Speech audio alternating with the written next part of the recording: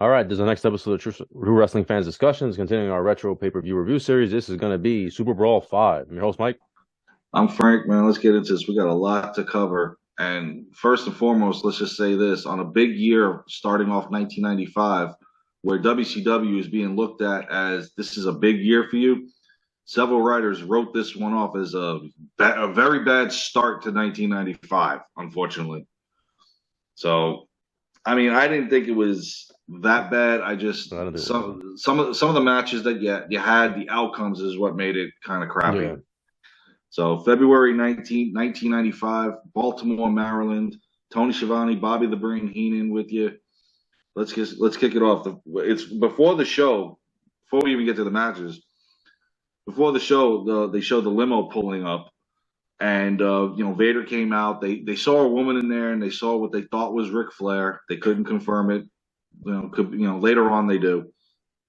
And another limo pulls up, and Vader over there grabbing the driver, slamming on the door. He breaks the glass because he thought Flair was in there. He thought Flair was in there. That's why. Hogan. Oh, I'm sorry. He thought Hogan was in there. Yeah. Wrong Superbrawl. Yeah. Well, Flair is here tonight, but yeah, exactly. Actually, Tony Schiavone was in the limousine. He goes off running. He takes off. No, and that's Hogan. Hogan, come on. Vader was awesome. Vader was a nut job, man. I love this, man. Awesome. I ate this up, man. The stupidity of what he did later on in '95 cost him his job. But I mean, at this point, man, he's high. He's top heel, and this wasn't it. He goes out to the ring and interrupts the match. He beats the hell out of Stars and Stripes. You're talking about this is during the main event, main right? event, yeah. Which was kind of this is not even Super Brawl yet. Yeah, they used it kind of like a pre-show to get into the pay-per-view. Yeah, because they actually had 3 matches on there. It was Paul Orndorff beat Brad Armstrong. The Stars and Stripes match, they defeated Romeo Valentino and Dino Casanova. They got the pin before Vader beat the hell out of all 4 of them. Vader was just destroying them. I loved him, man. Vader was such a great heel, man. Hogan got me to pay attention to WCW once Hogan got there, but Vader got me invested. Like once I saw Vader and that Vader Hogan feud, I was like, I remember going to my uncle's house with this, and my uncle didn't even watch WCW. And I remember going over there just to see this. A lot of people at this point really didn't. I wanted to see. Not until Hogan got there. I loved the build-up. I wanted to see Hogan versus Vader. I was excited about this feud. And a lot of people were. Vader was just a great heel at this point. Yeah. And this is his 3rd straight Super Brawl main event. And, I mean, he's on top of his game. Like I said, he does something stupid. And he later on that year, and he get an altercation with Paul Orndorff, and he gets fired. Yeah. I mean, it's whatever. The other match on the main event was Arn Anderson beating Johnny B. Bad in the TV title match. We didn't need to see that. So, in any event, as this match starts, the opening match is Das Wonder Kid, Alex Wright, with the same dance moves of 20 years later. He's still doing it. Yeah. He's only 19 I never, too, man. Yes. I mean, I liked him at first. But then he had this cocky look on his face. You just want to smack him. I mean, even as a fan favorite, I don't know. It's not his fault. It's not his fault. I think it's just bad booking. It was. Yeah, and then especially when they turned he came off annoying. Yeah, he just came off annoying, even though he's supposed to be a babyface. But yeah, he's got the kid was talented on. He wants to tons of talent. The high flyer. Mm-hmm. First match I thought of with him in WCW was if facing Flying Brian Pillman. Mm-hmm. What kind of match they'd had. Just amazing how young he was, man. And he had already been there almost a year, I think, because I think he got signed when he was 18, I think. 18, yeah. Yeah, so. And his opponent here was Paul Roma. Yeah. And pretty Paul Roma. This is funny because Roma, the ending of this match. Well, there's a whole story, man. Before we get to the ending, what was supposed to be the ending. Right. He decided to kick out. He refused to lose to this kid hands down. Well, there's a whole story behind this. So apparently, I believe Flair was booking at the time. Even though Bischoff's the boss, right? But yeah. Flair was actually the booker, I believe. Flair looking like Spartacus with that hair. Yeah. So he was told that he was supposed to go over. That he was Alex Wright was gonna beat him on the house show circuit and stuff like that, TV tapings, whatever. But that Roma was gonna go over. change of plans. He gets there, and Flair tells him, no, the office, the suits, whoever, says they want Das Wonder Kid to go over. So Roma is heated. He's really angry at this point. Roma is known to be kind of like one of these guys who just doesn't get along with people and kind of does his own thing. Talented guy, you know, can't take away anything in the ring. The guy could wrestle. I just didn't like his outfit, his wrestling gear in this one. That was my only issue with him in this one, but he very talented. Yeah, so that was what happened, and so he decided to just do whatever he wanted to do and not put this kid over. And Das Wonder Kid was lost because he's thinking I'm supposed to go over. He doesn't know how Paul Roma feels. He didn't have a conversation with him. Paul Roma didn't tell him, like, whatever. They get to the ring, and then Paul Roma's not selling anything for this kid. Nope. And he's making him look bad. Like, he's botching this kid's spots on purpose. He's no-selling everything. Everything he's doing. He's cutting off his comebacks, and he's just destroying him. And Das Wonder Kid is only 19 years old, and he's like, he was taught, I got to respect the veterans. I got to follow their lead. He doesn't know what to do. Paul Roma was a big dude too, even though he wasn't tall. He had muscle on him. So it's not like he could have really. It's not like Das Wonder Kid could have really fought back. He outweighed him by a lot, I would say. He looked a lot bigger than him, right? Yeah, I'd say about 30, 40 pounds. At least. Maybe more. And Roma's known to be a tough guy too. I believe he was an amateur boxer. He's known to be a tough guy. So Roma just went into business for himself, man. And it's a shame because they could have had a great match. I've seen them wrestle before. They could have had a great match. They had a WCW Saturday Night match. Right. That was pretty good. Right. So he goes into business for himself. The match is a disaster as a result of it. And it went on for what, 15? Did it go on for like 15 minutes, I think? A little over 13. Okay. He attacked him right out of the gate. Right out of the gate, he attacked him, beat him up. The original finisher, Roma kicked out of. He kicked out on purpose. Yeah. But they still counted. It was when Paul Orndorff came out. Paul Orndorff comes out. Yeah. He drop kicked Roma into Orndorff. And then that was the roll-up pin. Right. But the ref still counted it. Yeah, despite the fact that Roma kicked out. He kicked out, and he did that on purpose to screw him. But the ref was like, "No, you guys got to go home. That's it." You know, he also pulled a cocky moment there. I don't know if you remember it. When he jumped up on the top rope and hit him with the elbow. That was a great move, though. Oh, tremendous! He didn't even grab the rope, right? He just jumps. No, he just jumped right up. Yeah, dude. That was a great elbow drop. You saw how high he got? He was an athlete, dude. I'm telling you, man, he was phenomenal. Not phenomenal, but to this day, Roma has the best dropkick I've ever seen. I think standing dropkick. I think. You know how I felt about him in WWE with Power and Glory. Yeah. I mean, they were so underrated. Those two could have been tag team champions. Could have gone on for longer than they had it for. He was just never given the chance, even in the Young Stallions. To get to WCW, they put him with Orndorff. And pretty wonderful. Pretty wonderful. They're tag team champions and stuff. But this altercation gets him fired. Right. Why? But I think Orndorff was already injured. His arm was all messed up. He had an injury. His arm, I think it was his right or his left. He had the nerve damage, which is why you see his arm, one arm's bigger than the other. And he wasn't as big as he used to be. So I think that kind of messed up their tag team, the injury. But yeah, Orndorff, as a result of this, he gets fired not too long via FedEx. He gets fired not too long. Yeah, his lack of cooperation, refusing to lose to Wright, led to his dismissal a month later. Yeah. Well, he got Bischoffed. Everybody gets Bischoffed.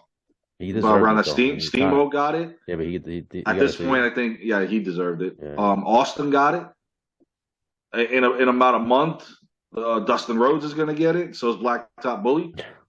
But we'll talk about that when we get to Uncensored. But I mean, in Roma's case, he's not willing to work well with them. He's in the business for himself, and if you're not willing to put this guy over, well, then we'll find somebody else that'll do it. Pretty much. Happy trails. Yeah. See you. So, in any event, the next match on the card was Hacksaw Jim Duggan, former United States champion, after he embarrassed Steve Austin, which I really hated, against Bunkhouse Buck. Oh my God. This was a stinker. Yes, it was. It was a knockdown, drag out, fist fight. I liked the ending. I really thought it was funny. He whips Duggan into the rope. He hits Colonel Rob Parker, kind of spins around back through the rope, hits his 3-point stance and gets the victory over him. And then, of course, Ming putting that nerve pinch hold on Duggan. I think he kicked Duggan in the face too, right? Yeah. Gave him the Savate kick. Yeah. Beautiful kick, man. Haku has one of those best. I remember when he tried it on Andre, he barely could get to his chin, man. It looked like he hit the upper chest. But yeah, his Savate kick was one of the best. And so he knocks out Duggan. So Duggan gets the victory, but he's the one laying in the ring. Pretty much. So following this one, Mean Gene had interviewed the Nasty Boys. In WCW, Harlem Heat was my favorite tag team. Once Sherry got to being their manager is when they took off. And I don't know about you, but she never looked so hot. She was good. She was great. In Harlem Heat. She was over, man. Sherry was underrated, man. What a great heel. I loved how she was in the corner with them. She goes, they want to come get some. They're going to get some. Yeah, it was good. Sherry was awesome, man. It was. And this feud was pretty good between the Nasty Boys and Harlem Heat. The match itself was great. How about, not to cut you off, I'm sorry. You know what I found funny about it? The Harlem Heat, right? From Harlem, New York. They're not from Harlem, right? Yeah. They're from Texas. And how about the Nasty Boys? They said they were from New York. They're not from New York. No, neither. They're from Pennsylvania. I think they're from Pennsylvania. They're not from New York. And I'm like, none of these guys are from New York. Like, we know. Like, we can tell who's from New York. Yeah. But, you guys ain't. Most people can't. Houston, Texas for these other two. Well, at least Booker T. Yeah, they don't sound like they're from New York. So either way, but that was fun. It worked out for me though. Yeah, but it was fun. And again, I loved them. I loved how Sherry was within the ring, how vocal she was with Harlem Heat. Yeah, she was great, man. She was great. The dresses she wore. Oh. Getting involved in the matches, like. Yes, especially she. And speaking of that, she got involved in this match. And what was funny was she, the Nasty Boys got pinned after Sherry hit Stevie Ray over the head. The referee, Nick Patrick, counts to 3. Okay, we have a victory. No, we don't. Dusty finish. This is what they call a dusty finish, I believe. Yeah, and this was also a Bill Watts rule that was still when he ran around. Randy Anderson comes out. And without a replay, he just believes Randy Anderson. I hated this. I hate tells Nick Patrick that Booker T got thrown over the top rope. But was Booker T even the legal man when he got thrown out? Or was it Stevie Ray? Stevie Ray. So then why would they disqualify him if he's not even Well, actually, it could have been Booker. At this point, it was so chaotic. Because I know Booker gets – because Stevie Ray gets pinned. I know that. He gets pinned, yes. Either way, I hate it when they used to do this, man. Because they threw him over the top rope. Harlem Heat wins by disqualification. And you just ruined a good finish. WCW loved even more build up to this feud. The crowd was going crazy. They loved 13,000 fans, mind you, for this one. And you just ruined it. Oh, disqualification. And the fans were like, "This is bullshit." Pretty much, yeah. So, in any event, great match, though. Yeah, it was until the finish. Yeah. Now, I was so eager to get to this match, I actually forgot about the one prior to this. So let me cover that one real quick. It was Dave Sullivan. Evad. Versus, Evad. Equalizer. Versus Kevin Sullivan, who I don't know, something about Kevin Sullivan I never got on board with. I don't know, just something about Kevin. I think Kevin was just too small, man. He wasn't like. I think he was better in the back. He was better in the with the booking and everything else. I think he was better even as a manager. Even kind of like as like a manager, but kind of pulling the strings, that type of. Yeah. I thought he was a decent character. It's just that I wasn't believable. He was too small. But now Evad Dave has been stripped of the boots that Hogan gave him. The boots that he beat Andre the Giant with. Yeah. So now he doesn't have the power. He's not coming with the rabbit. He doesn't have the power of Hulkamania anymore. So no, and you got Butcher at ringside, and this is another cheesy finish. You throw Dave Sullivan into Butcher's head. Yeah. Because they mentioned all the. He's like out. He's holding his face. He's holding his face like God is. Yeah, Sullivan gets the victory. He starts helping Butcher to the back, but then just leaves him there. Yeah, and he's crying in pain and whatnot. Of course, this would be one of many gimmicks for the Butcher. I believe after this was Zodiac. Once they started up the Dungeon of Doom, getting that really going. Yeah, Zodiac, the man with no name, right? Anyway, the Booty Man, Disciple. Oh my God. I actually liked him when he had the biker look a The little bit. Disciple was probably the best of the worst. Yeah. Yeah, yeah, exactly. You know, he had the beard. He looked a little more buff. Didn't do Yeah. nothing with him. Yeah. Yeah. So anyway, Oh my God. So in any event, got to find out where I am at this point. well, there's a promo after the Harlem Heat match. There's actually a promo with Sting and Macho Man, and Macho Man's like, "I'm Oh, not talking." I love Yeah, that. that was cool, man. I like He that goes, "You stuff. still got nothing to say?"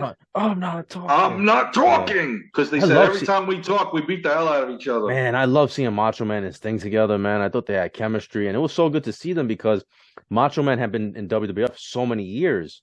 Yes. To see him come and just team That up with first Sting, year he in still had WCW. oh yeah, he still had gas in the tank. Macho Man still had gas in the tank.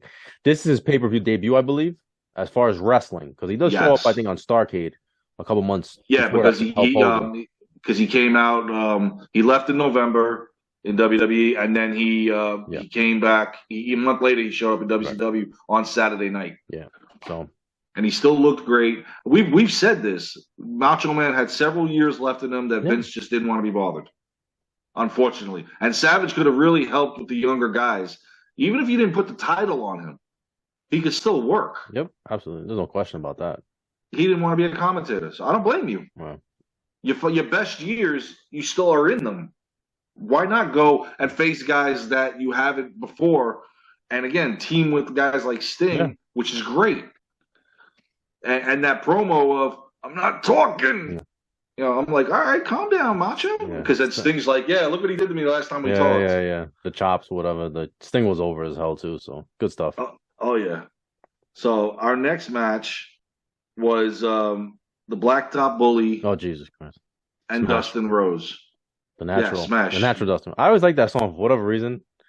Yes. I like the natural song. I liked how a couple of years ago when he was still in WWE, when they did the Starcade house shows, they let him come out to that. He came out to the natural? That's pretty cool. And he liked it, and he was like, he didn't expect it. WCW had some underrated songs, man. I like the Man They Call Sting. I love that song. The Man They Call Sting. I even like the Nasty Boys song. Yeah, the Nasty Boys song was catchy. Boys, besides them singing in it, the background beat WWE was using. Yeah. So it was the same beat, which I liked. But I think Jimmy Hart had a hand in the music, I believe, in WCW. Harlem Heats was one of the best. Yeah. Oh, yeah. And then, of course, going forward, the NWO, Crow Sting, Wolfpack, Goldberg. They had some good stuff. Hogan's hard to top. American man. It's hard to top Real American though, to be exactly, fair, especially when they're trying to do the same beat. Yeah, but this match though, I thought was a bit of a stinker, man. It wasn't. And this would lead to this would lead to Uncensored and they're pretty much their termination. This is the infamous. Yeah, at least we are going to cover that. We're going to get. Yeah, we are getting to Uncensored. Yeah. So this was the WrestleMania 5. I call it the WrestleMania 5 finish, where Rhodes suplexes him into the ring. Colonel Parker pulls his leg, holds it down outside the ring. Blacktop Bully gets the victory. Yeah, and they also banned Ming from ringside. Yes, he was with Parker, so they had. Yeah, Bockwinkel came out and said, "You can't be here. You're not a referee." Because he had already. Parker's like, "He's my bodyguard." Parker was an idiot. I like Parker, man. I like Parker. I don't know something about him, but I love the fact. I love the infatuation he had with Sherry later on when they started doing that. Yeah. That was oh my god. But when they brought him into WWE as Tennessee Lee, I'm like, didn't work. No, it didn't work. No, did not work. So, but yeah, this was a 16-minute. You could have put this on main event. I was dozing off anyway. Hey, we're being honest, guys. Yeah. So, following this one, Mean Gene had actually interviewed Vader. It's before the Vader time. I used to love when you used to say Vader time, man. Yup. Vader was so good, man. This era, man. Jesus Christ. It was, and again, I've said this twice already. He decided his own fate in WCW as far as why he was gone. Yeah. So I mean, otherwise he could have been wrestling through the NWO. Imagine him taking on the NWO as monstrous as he was. Yeah. Or would they have dropped him back a little bit and get the constant beat down that everybody else got? So our next match is one I was really looking forward to seeing. It was Sting and Macho Man Randy Savage versus Avalanche and Big Bubba Rogers in the damn suit. I didn't understand the suit. Now he's started off as the boss.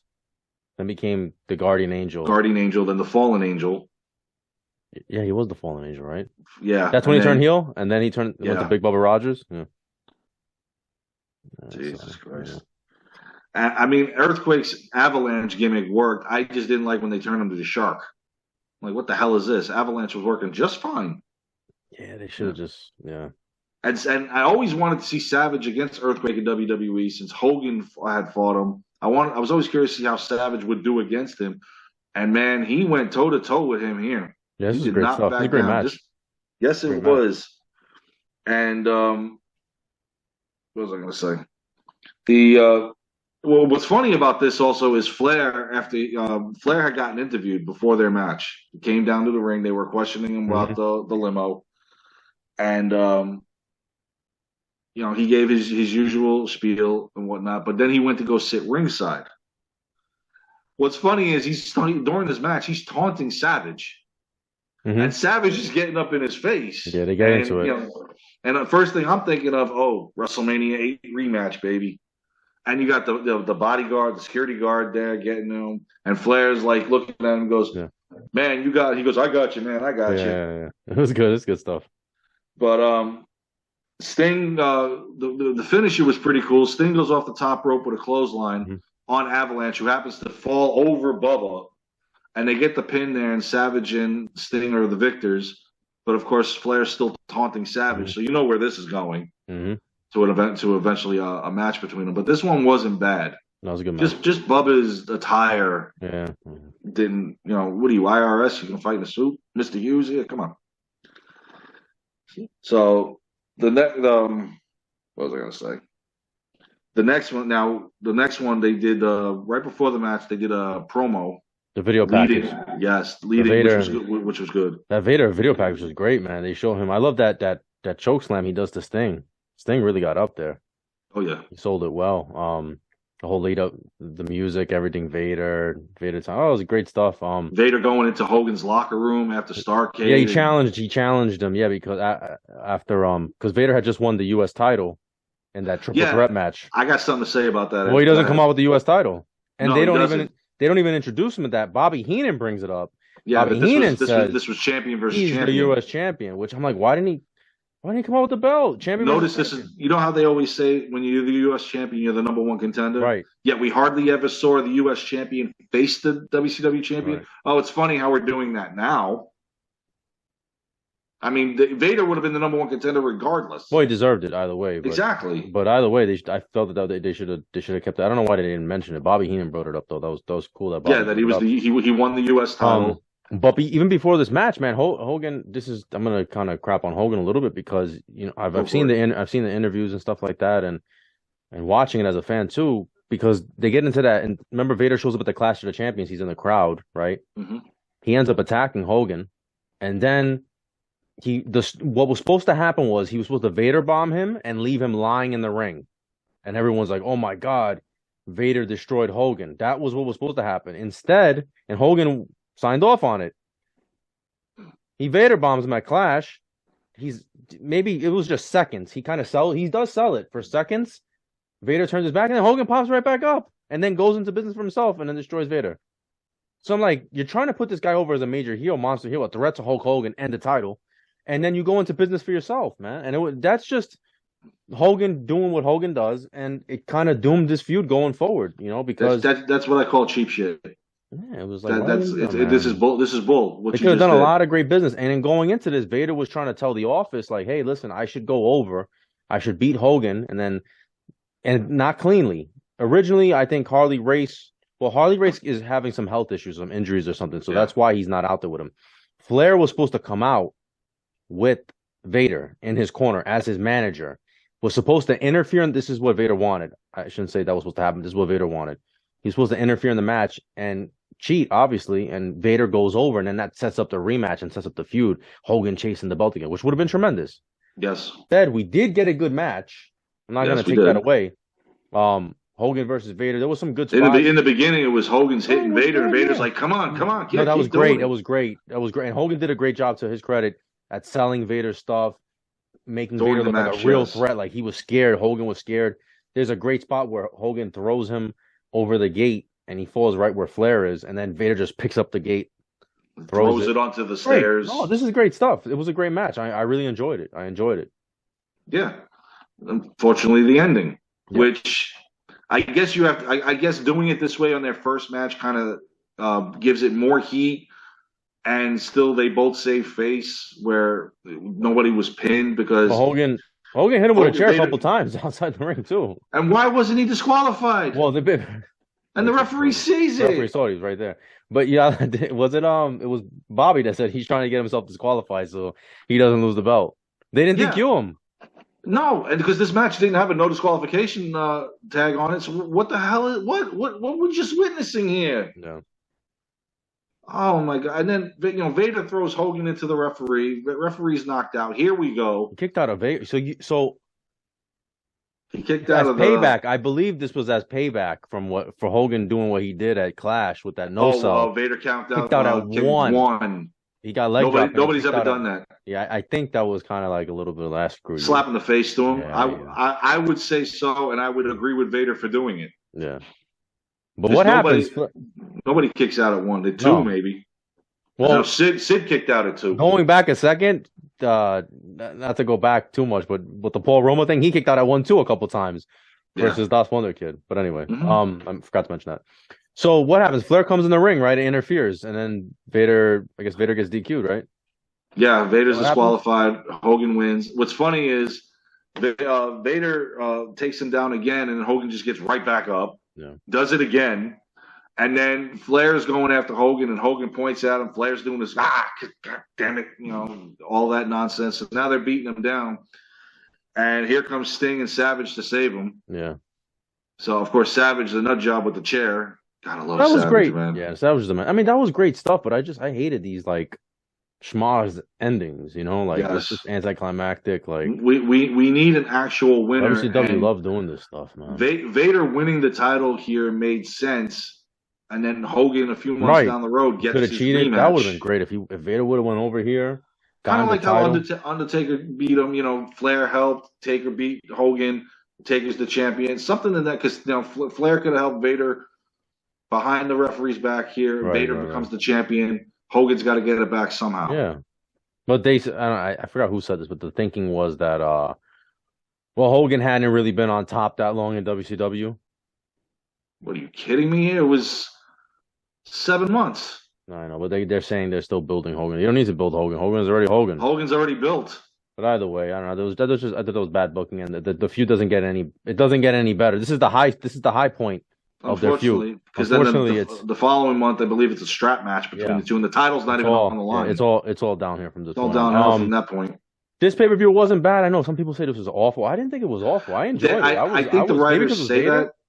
No, I think the writers say it because now that you got the first full year of Hogan and Savage on your roster, they were held to a higher expectation than what WCW was giving you. Right. That's probably why they said that this was an awful start. There was some stinkers in here, but overall, I thought I enjoyed it with Hogan and Vader. I thought Hogan and Vader was great. Macho Man Sting teaming up. The tag title match was great, with the exception of the ending. Yeah, it was just the endings, but I thought it was fun. It wasn't bad to me. I mean, 1995, they held both companies to a higher expectation than they could deliver. And 95 was a down year. The business was bad for all around. Yeah, the business was bad in 95. But what they both gave you, it wasn't that bad. Yeah. So, all right. Well, you guys let us know what you think. Please like, comment, share, subscribe. See you guys soon. Take care.